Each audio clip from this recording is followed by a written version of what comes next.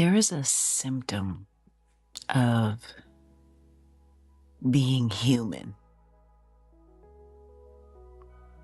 as opposed to coming from the perspective of spirit, that spirit within. And that symptom is this need to know. We really feel uncomfortable, unstable, insecure when we don't know what an outcome is going to be. We use all sorts of tools in our lives to try to keep ourselves sane. We use tools of consideration, thought, decision. We use tools of judgment. We plan. We commit to our plans, and then we don't let anything get in the way of those plans.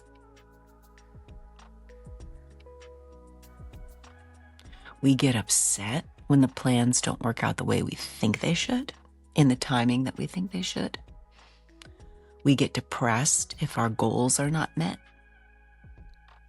We become elated when they are. So we feel super good in those moments, and then we can feel super bad if we fail or appear to fail according to the world's standards. We have fear, anxiety, concern, all of this as a symptom of being human. We just want to have the answers, and we just want to feel safe. That's it, just safe. Safety for us, safety for our family, safety for those that we love. It's innocent. We are innocent.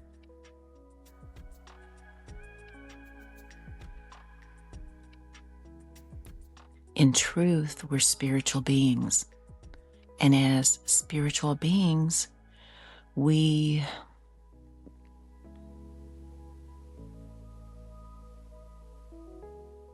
did not come here to control everything.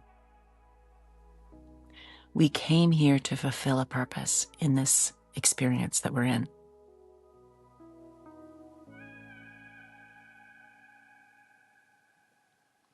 We came here as part of a much larger ecosystem, if you will, part of the whole, the universe.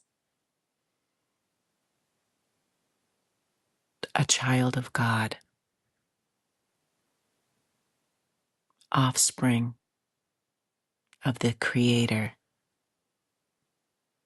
siblings to all humankind, all life.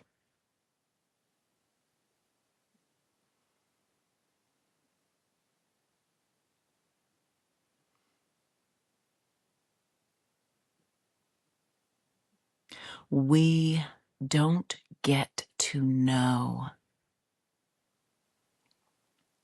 what each day is going to hold. We just don't. We can plan.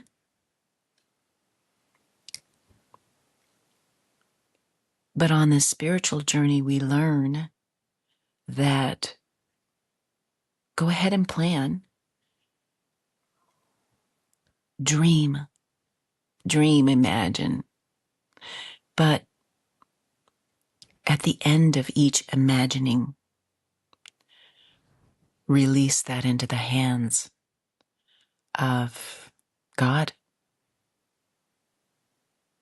Surrender those dreams to that part of yourself which is fully connected and which still is in complete alignment with what your true purpose is.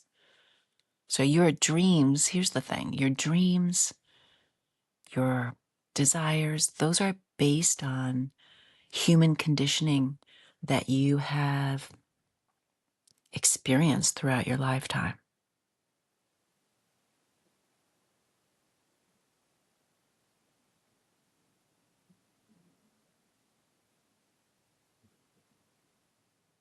It's not based on the spiritual truth of what you are.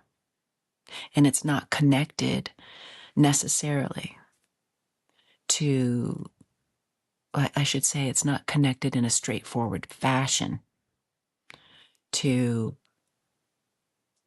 the spiritual purpose that you came here to fulfill. Spiritually, we came here to work together, support one another, be the love, be the happiness, be the peace. We are the bringers of that. We are here as the bringers of the joy, of the goodness, and to let that show through us, to let that shine through us. And we do that by following some very straightforward, simple practices. And I'm sure we've all heard them before. You treat others the way you'd like to be treated. So simple, so hard to do. That means think about others the way you want to be thought about. That means protect others the way you want to be protected. Protect their hearts. That means listen when, like you would like to be listened to. We live in a reciprocal universe. It comes first from us, out to the world, and then it comes back to us. It comes out and then back. And so if we want happiness, we must be that happiness. If we want companionship, we must be companion. We must give that. If we need love, we must give that. If we're experiencing lack, the fastest way to stop that is to start giving. Doesn't mean money. Give of whatever you have, whatever that is. If you're experiencing lack in your life, give. That's the best time to start giving of whatever you have to give. Can you give some prayers? Can you give some love? It doesn't even have to be in person. You don't even have to be like, let me come hug you. Let me come hold you, although that's nice. It can be as simple as recognizing that somebody else, a person you don't even know, is having a moment. And instead of judging them as you walk by in whatever situation, you send a thought, a recognition within you, my brother, within you, my sister, is all the capacity. I wish for you peace. I wish for you that you are touched just for a moment, that can you just feel the relief just for the moment, that you could feel loved and held just for a moment. May that be with you. Peace be with you. And you just keep on walking. Whatever you have to give, you start giving. And so we live in this reciprocal universe. And it's constantly in motion, constantly expanding, constantly expressing through us, expressing through others. And so we don't get to know. We don't get a script. We aren't literally making a movie right now. We don't have some great writer who gets to give us the script. We're basically all fumbling through it right now. Welcome to the fumble. Our power begins when we recognize that and no longer feel like that's an affront to our ego identity. Like, oh, but I want to be a smart one, or I want to be a leader. I want to be, I want to be, I want this to be my personality. I want this to be my experience. I want this. I want to do that. And we're able to say, you know what, this sounds great. Yeah, that sounds like fun, but I don't know if that's what I came here to do. So how about now that I've cognited that I'd love to have this experience in my life and this goal or this desire, how about I put it in the hands of God and just say, you know what?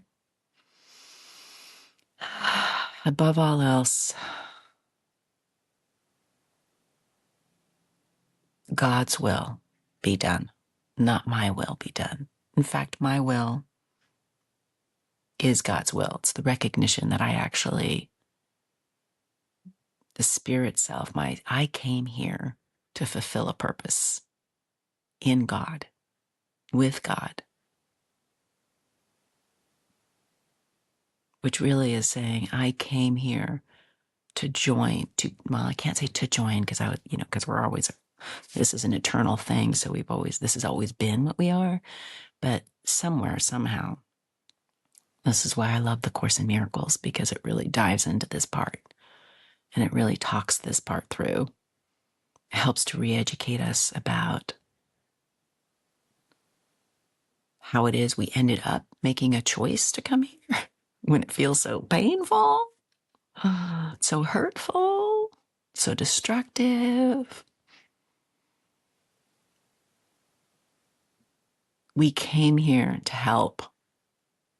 We came here to participate. We came here out of the love which we are.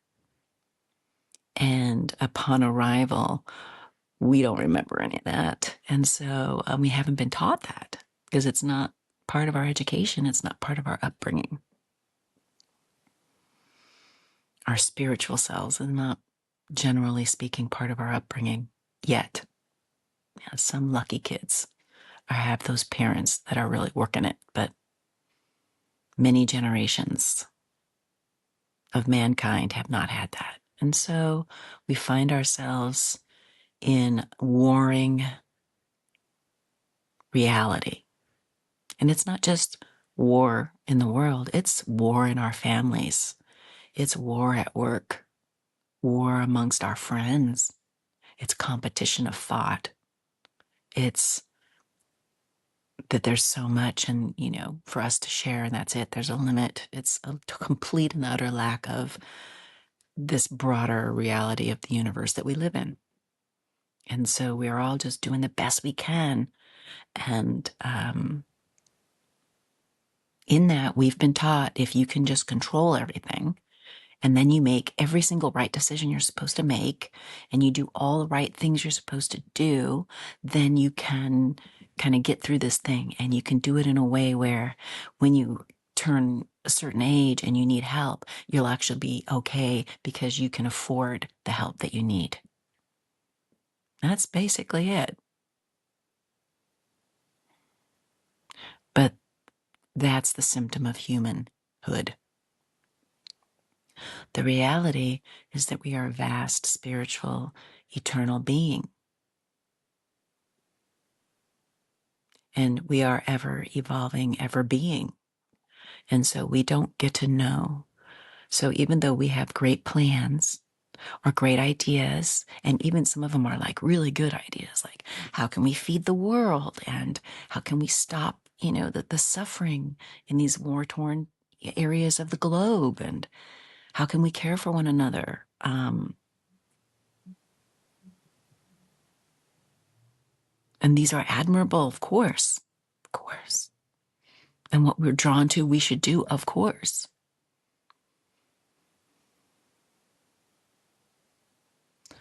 But what we need to understand is we can go ahead and plan.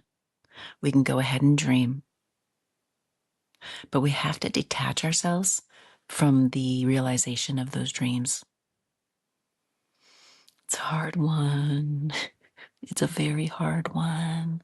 We have to detach ourselves. We have to surrender that.